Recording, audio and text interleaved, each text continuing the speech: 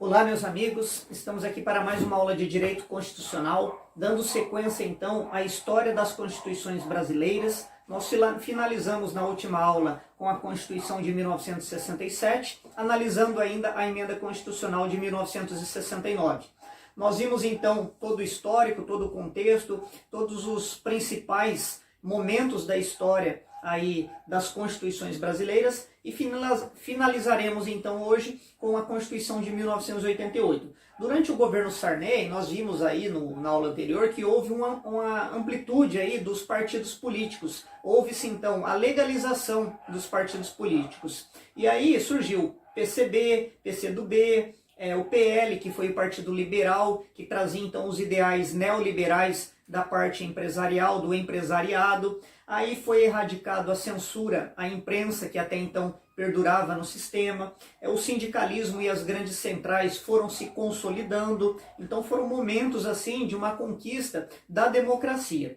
Em 1989, por meio do voto direto, vai ser eleito o nosso presidente Fernando Collor de Mello. Ele fica de 15 de março de 1990 até o dia 29 de dezembro de 92, onde foi, por escândalos de corrupção da época, foi aberto o processo de impeachment, de impedimento contra o presidente. E aí ele vai renunciar ao mandato, ficando inabilitado pelo período de 8 anos. O vice Itamar Franco assume então a presidência e aí permanece de 29 de 12 de 92 até 1º de janeiro de 1995, quando vai ser eleito o presidente Fernando Henrique Cardoso. E aí o mandato, que era até então de 5 anos, havia sido alterado para 4 anos. O presidente Fernando Henrique então permanece os 4 anos e, por meio de uma emenda constitucional que havia sido feita em 1997, permitindo então uma única reeleição, o presidente Fernando Henrique vai ser então reeleito, sendo o primeiro presidente a ser reeleito dentro do nosso sistema. Posteriormente, aí na sequência, então, de forma também democrática, pelo voto direto, é eleito Luiz Inácio Lula da Silva, e aí permanece lá de 1º de janeiro de 2003 até 2007. Depois ele vai ser reeleito com mais de 60% dos votos válidos. E aí, posteriormente a isso, em 1º de janeiro de 2011, a Dilma é a presidente do Brasil, a primeira mulher na história da República, e aí também vai ser reeleita, permanecendo até o dia 12 de maio de 2016, quando foi instaurado, então, também contra ela o processo de impeachment por denúncia por crime de responsabilidade, aonde ela vem a perder o cargo.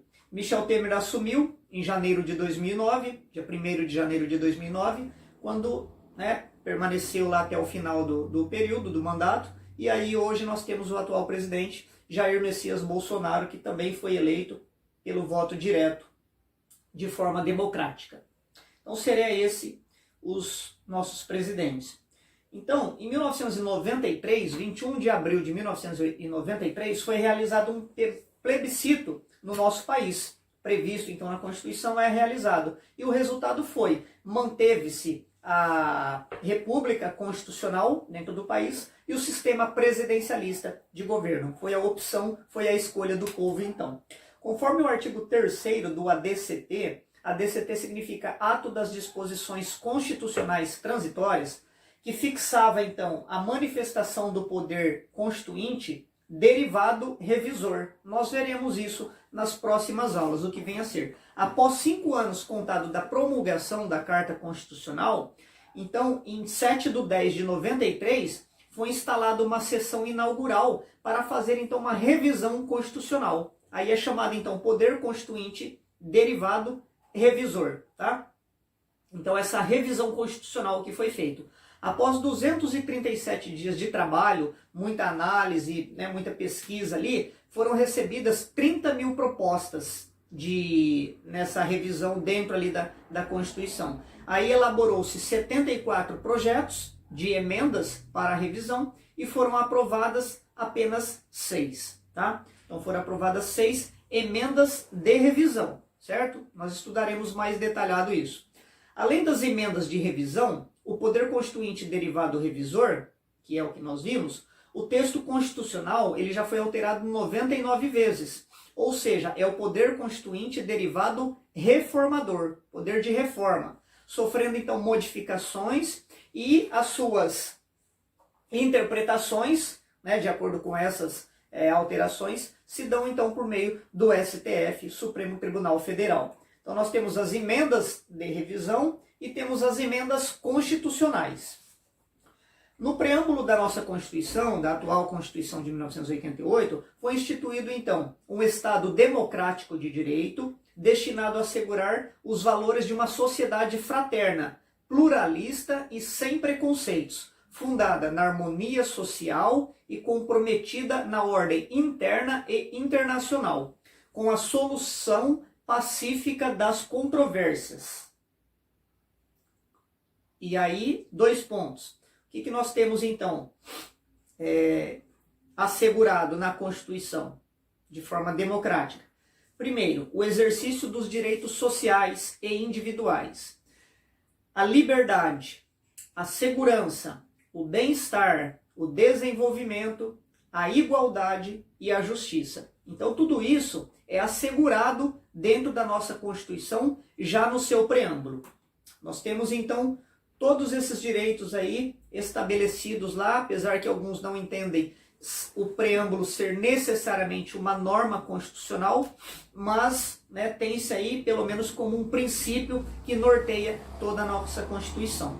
A Constituição de 1988, então, ela é uma Constituição democrática e liberal, porém ela é influenciada pela Constituição Portuguesa de 1976, que ela apresenta uma grande participação, legitimação popular. Apesar dela ser uma Constituição democrática e liberal, ela apresenta, então, ela assegura alguns valores sociais, os direitos sociais, que nós também veremos a fundo mais adiante, tá? Então temos essa ideia, fundamento da nossa Constituição, democrática, liberal, porém uma Constituição que resguarda o exercício dos direitos sociais e individuais. A forma de governo, então, eu mencionei, é república, o sistema de governo é o presidencialismo, a forma de Estado manteve-se, então, a federação, ou seja, nisso ampliou-se a autonomia dos entes federativos, tanto a autonomia administrativa como a autonomia financeira dos estados,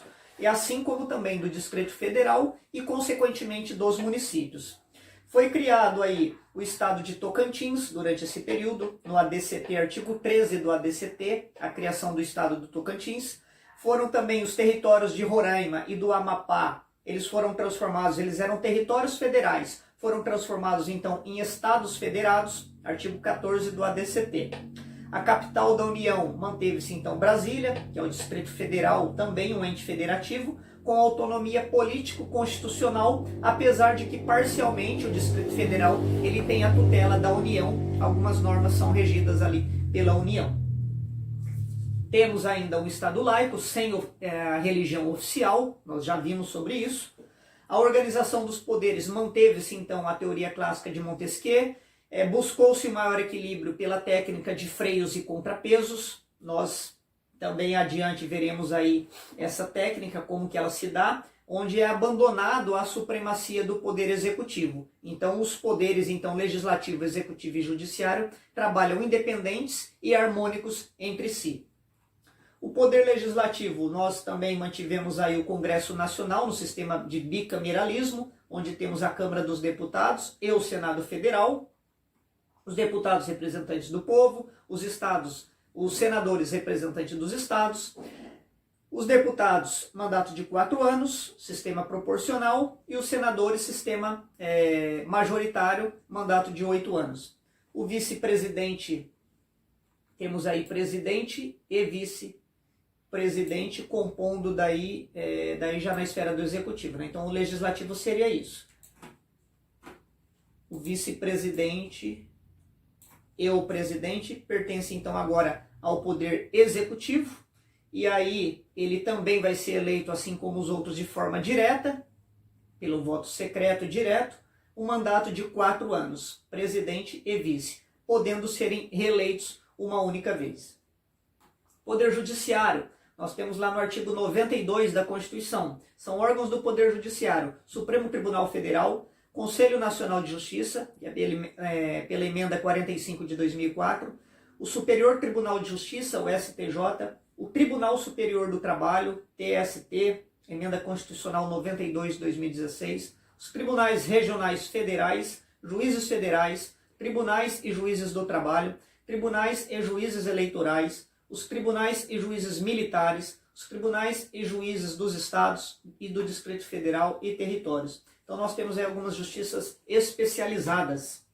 A Constituição de 88 ela vai criar o STJ, tá? Ela é a corte responsável, então, pela uniformização da interpretação de lei federal. Então, o STJ ele cuida, então, dessa uniformização de lei federal em todo o Brasil, sendo órgão de convergência na justiça comum, tá? É um órgão, então, da justiça comum. Então, o STF ele passa a cuidar somente dos temas que predominam, na verdade, temas constitucionais. Essa é a função daí do STF. E o STJ de leis federais. Nós temos a Constituição de 88 como uma Constituição rígida, ou seja, é um processo de alteração mais solene, mais árduo, mais dificultoso o processo de alteração das normas constitucionais em relação às outras. Então, daí chamada então de rigidez constitucional. Em relação às declarações de direito, nós tivemos algumas declarações de direito importantíssimas na nossa atual Constituição. Vamos lá ver cada uma delas, as principais pelo menos. Os princípios democráticos e a defesa dos direitos individuais e coletivos dos cidadãos estão consolidados no texto. Então veja, princípio democrático, direito individual e coletivo está com uma grande relevância, muito importante, destacado realmente esses direitos, consagrando então os direitos fundamentais de uma maneira assim inédita até então. Por exemplo, né, o crime de racismo e tortura como crimes inafiançáveis, tá? Seria então um exemplo. Depois nós temos o direito dos trabalhadores, eles foram ampliados na nossa Constituição de 88. Pela primeira vez se estabeleceu o controle das omissões legislativas, por meio de mandado de injunção, através do controle difuso, e por meio da ADI também, ADI por omissão, no controle concentrado. Seriam as possibilidades do controle aí das omissões legislativas. Mandado de injunção e ADI, ação direta de inconstitucionalidade por omissão. Foi introduzido também a ADPF, que é a arguição de descumprimento de preceito fundamental, quando vamos tratar do controle de constitucionalidade, então foi uma inovação. Outro remédio que foi previsto, o remédio constitucional, foi o mandado de segurança coletivo e o habeas data. Depois houve, pela primeira vez, um capítulo tratando do meio ambiente, o artigo 225 vai tratar sobre o meio ambiente. As funções do Ministério Público de promover inquérito civil e ação civil pública para a proteção do patrimônio público, social, do meio ambiente e de outros interesses difusos e coletivos. Então a intervenção aí, a função, a atuação do Ministério Público. Ministério Público também de defender os direitos e interesses das populações indígenas, artigo 129, inciso 5 da Constituição. A previsão de defensoria pública como uma instituição essencial à função jurisdicional do Estado. Então tem essa previsão da defensoria pública, graças à Constituição de 88. A defensoria pública também é a parte legítima para propor ação civil pública. Houve a separação da ordem econômica da ordem social. Foi a primeira, então, a separar a ordem econômica da ordem social. Sobre a influência da Constituição de Weimar, de 1919, que foi essa, então, é a primeira a tratar, então, da ordem que tratava, aliás, a ordem econômica. Antigamente as outras também já previam a ordem econômica e a ordem social, porém tratavam num único título, era tudo junto, e aí a Constituição veio separar, a Constituição de 88. A Constituição de 1946, de 67 e a emenda de 1969 também tratavam então da ordem econômica e da ordem social tratavam, mas também num único capítulo, num único título, aliás, e aí houve com a de 88 essa desvinculação em capítulo próprio, então. E aí alguns temas de ordem social, que eram assegurados nas constituições anteriores como direito dos trabalhadores, foram deslocados então para o título 2, então foi inserido como garantia fundamental. Os direitos sociais então passaram a ser tratados aí como direitos fundamentais, tá? Principalmente aí em relação ao direito dos trabalhadores. Então são algumas alterações, alguns direitos, na verdade, que foram conquistados aí com essa Constituição de 1988.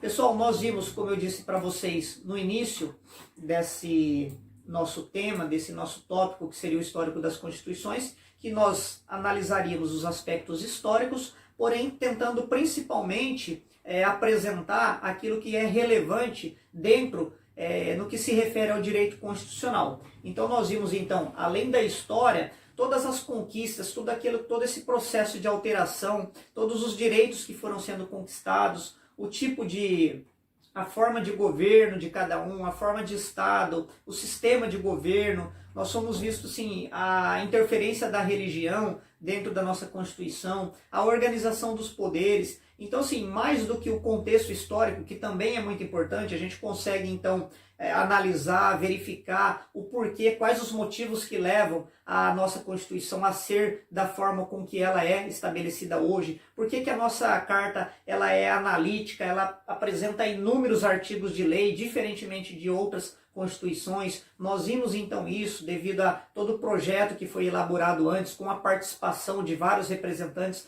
das mais diferentes classes, das diferentes ideologias que haviam no país. Então, vários motivos que levam a nossa compreensão de poder saber o porquê que nós temos então hoje essa Constituição, que é democrática, é liberal, mas que também preserva os direitos sociais, os direitos individuais, as garantias, os direitos fundamentais. Tá? Então é todo um contexto que faz a gente compreender melhor toda a lei fundamental do nosso país. Então nós finalizamos essa parte em relação ao histórico das